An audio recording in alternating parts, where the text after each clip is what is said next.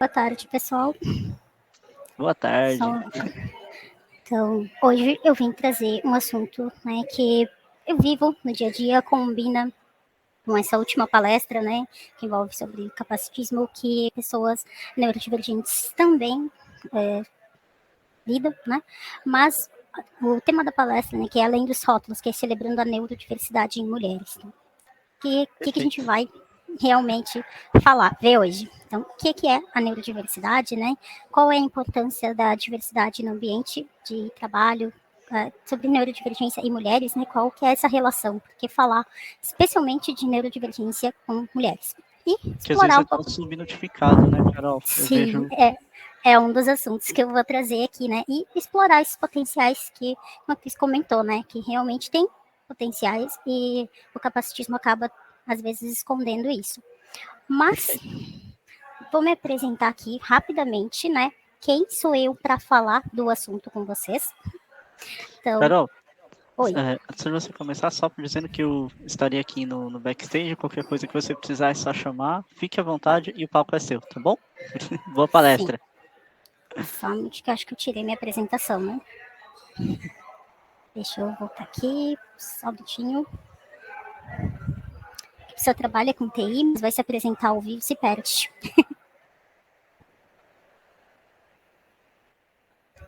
Então, me apresentando, eu sou a Carol, né, Caroline Payer, mais conhecida como Carol, sou casada, sou mãe de pets, né, tenho uma gata, um cachorro, sempre falo deles porque eles aparecem nas minhas reuniões, geralmente minha gata é bem exibida, tenho 29 anos e sou diagnosticada com um espectro autista e altas habilidades. Sou QA, né, trabalho na área de testes e também sou administradora de comunidades, né, principalmente comunidades focadas em mulheres.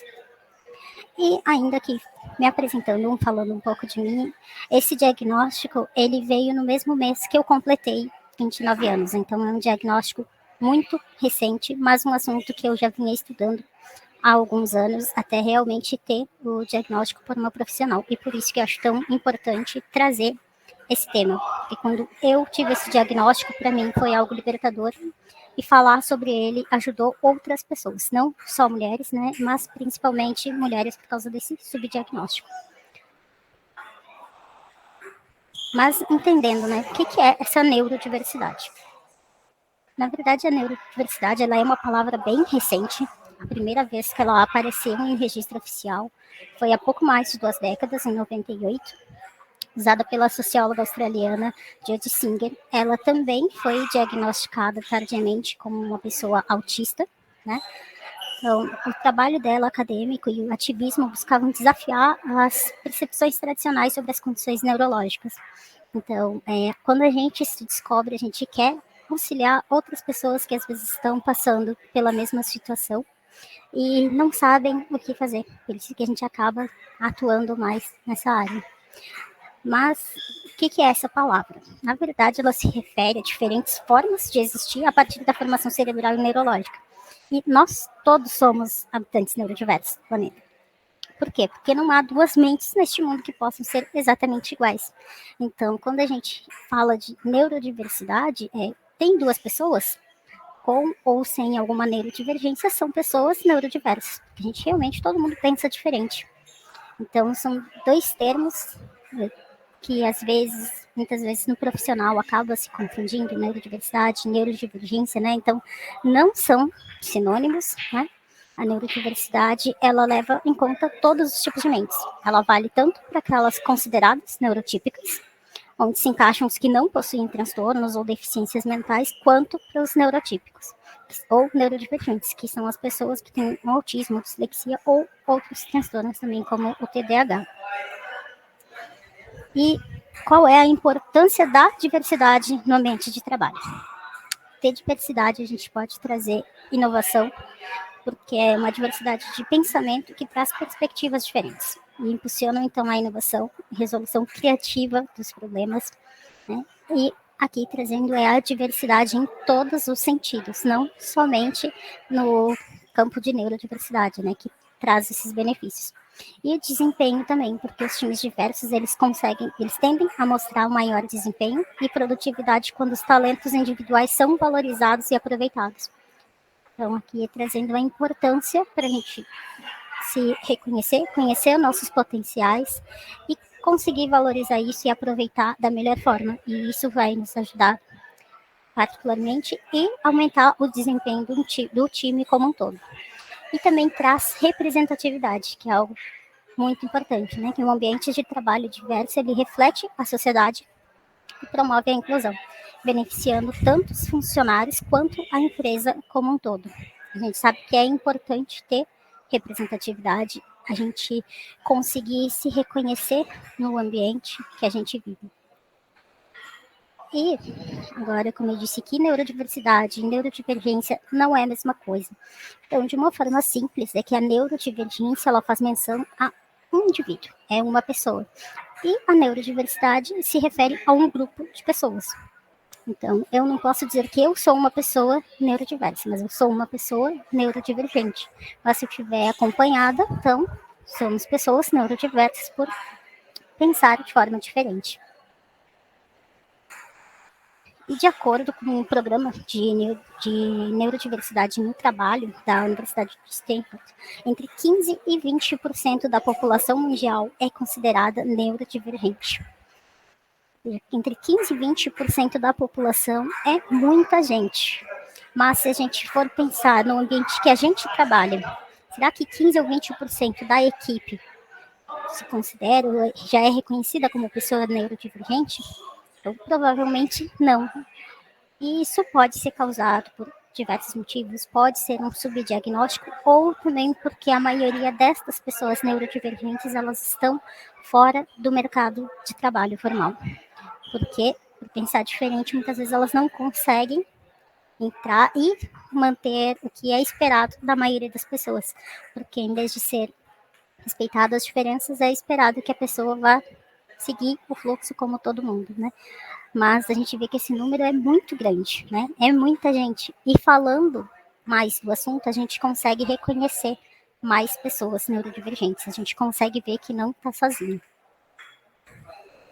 E trazendo uma relação com o tema da palestra, né? Por que falar de neurodiversidade para mulheres? Porque as mulheres neurodivergentes, elas geralmente enfrentam desafios ao receber o diagnóstico de condições como autismo ou TDAH, devido a estereótipos e a falta de compreensão. E muitas vezes ocorre então uma invalidação das dificuldades e das limitações. Né? Isso também está entre os desafios enfrentados por mulheres que têm. Aqui eu trago o diagnóstico de autismo, que é onde eu tenho mais conhecimento, que é o diagnóstico que eu tenho, né? Mas a gente está conversando, né? Descubro que existem muito mais mulheres nessa situação. Eu mesma, quando criança, meus pais já desconfiavam de algo, mas o que era? Não tinha um nome há 29 anos atrás, não foi encontrado esse nome. E há pouco tempo atrás ainda se pensava que o autismo era muito mais frequente em homens. Na verdade, acreditava que era uma mulher autista a cada 4 homens. Mas pesquisas recentes vêm mostrando que, na verdade, é uma mulher autista para cada 1,5 homens. Ou seja, o que realmente existe é um subdiagnóstico, que vem causando, hoje, com mais conhecimento, vem trazendo um diagnóstico tardio. E as mulheres com o espectro autista, elas muitas vezes elas acabam desenvolvendo estratégias de coping social para se encaixar melhor nas interações sociais, o que leva então ao subdiagnóstico ou diagnóstico tardio, porque a gente vai aprendendo a copiar o que a gente vê que as pessoas estão fazendo, a gente acaba copiando as pessoas porque a gente sabe que aquilo é o esperado. E às vezes até mesmo um simples bom dia, que para nós pode não fazer sentido, a gente faz porque é o esperado. E o diagnóstico tardio, ele traz importantes reflexões na maioria dos casos. E adultos, eles veem, né, traduzem o diagnóstico como um alívio, como uma forma de se conhecer melhor. E eu, particularmente, posso confirmar que realmente esse diagnóstico, a melhor palavra seria libertador. E muita coisa começa a fazer sentido. Todas as manias, no meu caso, que eu tenho bem forte a seletividade alimentar, e eu fico não é só chatice, eu começo a me entender, a me respeitar e consigo passar isso para o próximo, né? Consigo fazer com que o outro me entenda, porque é difícil também lidar com pessoas que estão no espectro autista, né? Porque às vezes se a gente que está vivendo não consegue lidar, outra pessoa, principalmente se ela for neurotípica, vai ser muito mais difícil. E por isso o diagnóstico é um alívio. A gente vai conseguir se conhecer melhor e vai fazer com que o outro nos entenda melhor. Mas esse diagnóstico ele exige um olhar integral, avaliando capacidade e dificuldades. Ele deve ser feito por profissionais especializados, para que se realize uma abordagem que contemple necessidades e particularidades de cada um. Principalmente pelo autismo, ele não é uma doença, né? É uma condição, e ele é um espectro porque cada autista vai ser diferente. Então, as características que eu tenho vão ser diferentes de outra pessoa autista, e por isso exige um diagnóstico de uma pessoa especializada, principalmente se esse diagnóstico for tardio. E essa é uma dificuldade que eu tive quando busquei um diagnóstico, né? Eu fiquei por 4 anos já pesquisando sobre o assunto, mas não tinha acesso a um profissional, porque hoje ainda é algo muito caro ter acesso a esses profissionais especializados, e muitas vezes a gente encontra apenas profissionais que lidam com crianças, né? É uma área que realmente ainda precisa de mais profissionais. Eu tive meu diagnóstico através de uma médica que também é autista com um diagnóstico tardio, ou seja, essa necessidade que a gente sente quando a gente se reconhece, a gente quer realmente ajudar mais pessoas. E por ela dividir esse diagnóstico que ela teve, eu consegui também ter o meu diagnóstico após 4 anos, já que eu já desconfiava do que era todas aquelas estranhezas que eu sentia, o não pertencimento tinha um nome. E hoje, o que eu busco fazer é ajudar mais pessoas que podem estar nessa mesma situação. E ao destacar a importância do diagnóstico tardio em mulheres, a gente aumenta a conscientização e incentiva uma abordagem mais sensível e inclusiva na identificação do TEA. Muitas mulheres estão passando pela mesma situação. Meu diagnóstico ele veio em julho, e por compartilhar, consegui conversar com outras pessoas que também buscaram ajuda profissional e estavam também dentro do espectro. E apesar de ser libertador, também é desafiador, mas a gente precisa aumentar essa conscientização e incentivar que as pessoas busquem para poder ter acesso ao tratamento correto, ter acesso à terapia, né, e que elas possam realmente se conhecer, né, e poder ter uma vida mais tranquila, porque por mais que o grau de suporte pode ser mas tu ainda precisa de um suporte. E a gente precisa se conhecer e reconhecer para poder ajudar que o próximo também nos auxilie nessa jornada. Oi. Pedir para você, por favor, verificar sua câmera, que a nossa produtora aqui, a Roberta, ela está falando que está sem a imagem. Deixa eu ver aqui.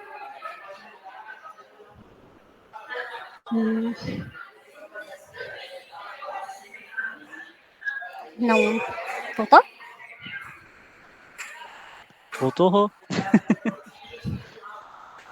Tá, voltou. Boa, obrigado. Desculpa, é que eu não estou vendo na tela. Perfeito, obrigado. Então, esse diagnóstico ele pode trazer um alívio e explica os desafios enfrentados pelas mulheres neurodivergentes, permitindo, então, um maior entendimento de si mesmas e a busca do apoio adequado. Que é o que eu comentei, que eu senti na pele, isso que a gente realmente, a gente consegue se entender e pode ir atrás das terapias adequadas, né? Particularmente eu fui uma pessoa que por 10 anos já fazia terapia e tomei diversas medicações, mas não existe medicação para autismo, pois o autismo não é uma doença, né? A gente só funciona de um jeito diferente, a gente precisa se reconhecer. Então esse diagnóstico me ajudou a me entender melhor e abrir mão dessa medicação que não ia me ajudar, porque realmente que eu preciso de uma terapia adequada. Então, por isso que a gente deve buscar, nunca é tarde para ter esse diagnóstico. Eu tive aos 29 anos, mesmo depois de já ter uma profissão, de ser formada, de ser casada, mas ainda tinha essa necessidade de diagnóstico. E eu conversando com outras mulheres, até mais velhas, o diagnóstico faz muita diferença. E desculpa que eu repeti aqui. E todo esse eu tenho agora o diagnóstico, né? Mas o que eu vou fazer com isso? Porque um dos sentimentos que a gente também enfrenta é que agora a gente sabe que uma medicação não vai ajudar. Mas o que eu faço? Então a gente pode identificar os potenciais e explorá-los. O que são estes potenciais? Claro que cada pessoa é única, existe a neurodiversidade, então são todas as pessoas, mas a neurodiversidade ela traz consigo habilidades e talentos únicos, como pensamento detalhista, criatividade, capacidade de foco intenso. Claro que de uma pessoa para outra pode variar, vai variar bastante, né? E também o que a gente pode fazer, deve ter, é uma adaptação. Porque identificar quais são as nossas forças, a gente pode aprender a adaptar nosso ambiente de trabalho para maximizar nossa produtividade e bem-estar. Eu, particularmente, posso fazer muito bem atividades que precisam de pensamento crítico, mas se me pedir algo manual, eu não sou boa em habilidades manuais, então eu não escolhi trabalhar com isso. Eu peguei naquilo que eu sou boa, o pensamento crítico, fui buscar, então, também uma área que eu consigo aproveitar isso. Então, a gente busca se adaptar, né? A gente busca se adaptar tanto às dificuldades que a gente tem, quanto aproveitar os potenciais que a gente tem. E outros potenciais que a gente tem é a criatividade e o pensamento inovador, porque a gente tem uma capacidade de pensar de um modo não convencional. E isso ele pode trazer abordagens inovadoras e soluções criativas. É aquele que as pessoas às vezes dizem, é fora da caixinha, mas às vezes é justamente isso que vai trazer a solução que a gente precisa. Porque a gente vai conseguir pensar de uma forma diferente, trazer algo inovador. A gente pode, então, utilizar dessa criatividade que a gente tem, desse olhar diferente para trazer novas soluções. E o pensamento analítico, que algumas condições elas são associadas a uma atenção especial aos detalhes e habilidade analítica aguçada. A gente consegue, então, aproveitar essas características, talvez em profissões que exigem um pensamento analítico maior. E o foco e hiperfoco, porque neurodivergentes que têm hiperfoco, eles têm uma capacidade de se concentrar intensamente em áreas específicas do seu interesse, e desenvolvendo assim um profundo conhecimento e expertise nestas áreas. Estes últimos 2 pontos são 2 pontos que eu me relaciono assim, tem uma relação muito grande, porque são 2 coisas que eu tenho, como esse meu diagnóstico do autismo com altas habilidades, e tenho um hiperfoco na área que eu trabalho. Então, para mim, falar de qualidade, eu preciso aprender a hora de parar, porque eu realmente tenho um foco nisso. E amo trabalhar em comunidade. São 2 focos que eu tenho muito grandes e aproveito isso. Com isso, eu consigo ajudar outras pessoas, consigo ajudar outras mulheres e consigo também, já que eu gosto bastante de estudar, consigo então compartilhar esse conhecimento. Então, eu peguei habilidades que às vezes as pessoas acham que estuda demais, mas é porque o meu hiperfoco está nisso. Então, mas eu consigo então compartilhar também com outras pessoas. E pensamento analítico, por exemplo, a área que eu trabalho, eu preciso de muito pensamento analítico, já que eu trabalho na área de qualidade de testes, que é uma qualidade que precisa muito nessa área. Então, a gente consegue aproveitar essas características como potenciais. A gente pode realmente utilizar e tirar bastante proveito, né? E as dificuldades que a gente tem, a gente vai adaptando ali no dia a dia. E o diagnóstico ele vai ser importante nisso para a gente reconhecer também onde a gente tem dificuldade. Então, identificar as potencialidades da neurodiversidade é crucial para reconhecer e para valorizar as diferentes formas de processamento cognitivo.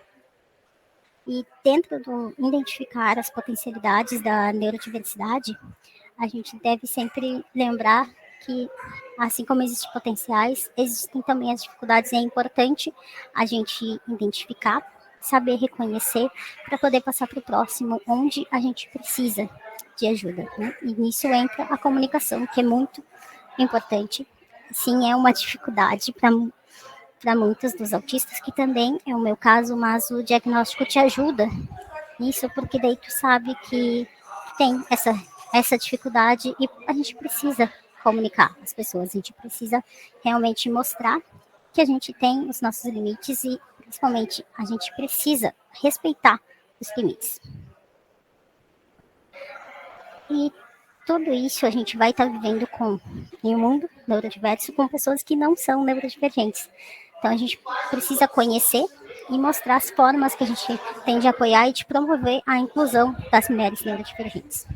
Aqui eu trouxe 2 pontos, né, que seriam da sensibilização e das adaptações, que a gente tem que educar, então, as equipes para compreender melhor essa neurodiversidade, combater preconceitos e estigmas.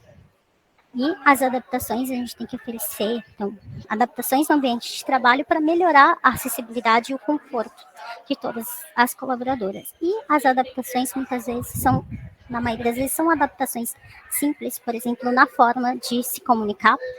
Por exemplo, eu sou uma pessoa que eu preciso saber o porquê eu estou fazendo algo. Vocês entenderam o que eu vou fazer e por quê. Então, são comunicações simples, mas eu precisei também me entender para poder dizer, eu preciso que tu me explique, né?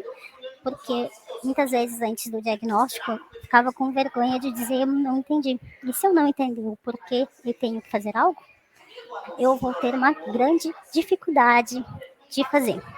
Então a gente deve se reconhecer e passar para o próximo dessa adaptação que a gente precisa. Outra adaptação, por exemplo, no ambiente de trabalho de forma remota. Preciso trabalhar com pouca luz. São, às vezes, adaptações simples, às vezes são pausas maiores que a gente precisa. Se a gente tem um colega que é neurodivergente, a gente vai precisar também perguntar, porque a gente sabe que a comunicação é uma dificuldade muito grande. Então, a gente procurar colegas, saber quais são as suas dificuldades e conversar, porque às vezes o colega do lado está precisando também conhecer mais ou nem sabe onde encontrar esse diagnóstico. Tudo isso entra muito a comunicação, por mais que seja um dos pontos mais difíceis, ele acaba sendo o que realmente vai facilitar o nosso dia a dia. E a sensibilização é importante porque as pessoas, elas não conhecem, e principalmente porque a gente vê que muitas vezes conteúdo sobre neurodivergentes é para crianças. Então, do adulto, eles não sabem o que é esperado. Então, a gente precisa levar o conhecimento, falar sobre o assunto e fazer conhecidos, né, para que as pessoas possam ficar mais sensíveis e assim elas vão estar nos auxiliando. Então, essa é 2 das formas de apoiar, de promover a inclusão dessas pessoas neurodivergentes. E sempre a gente lembrar que o diagnóstico é importante, porque pessoas neurotípicas, elas também podem ter características de pessoas neurodivergentes, né? Elas podem ter traços de pessoas autistas, mas que elas sejam neurotípicas, né? Então, sempre importante lembrar que é um conjunto de características, né? O diagnóstico, ele deve realmente ser feito por um profissional. E para quem precisa desse apoio, se precisar conversar, precisa, não sei por onde buscar, né? Buscar comunidades que possam ser um apoio, conversar com outras pessoas que já passaram por algo parecido, que realmente pode ser um apoio. As comunidades, elas são muito importantes, tanto para o profissional quanto para o pessoal, porque o autoconhecimento, ele pode fazer maravilhas na nossa vida. É isso que eu trouxe para vocês hoje, né? Eu esqueci de colocar meu LinkedIn aqui para vocês se conectarem, mas eu agradeço e deixo o espaço aberto caso alguém tenha dúvidas para conversar sobre o assunto, né? Pode buscar nas redes por Caroline Bayer, que não tem muitas com esse sobrenome, e vocês vão me achar em todas as redes sociais com esse nome.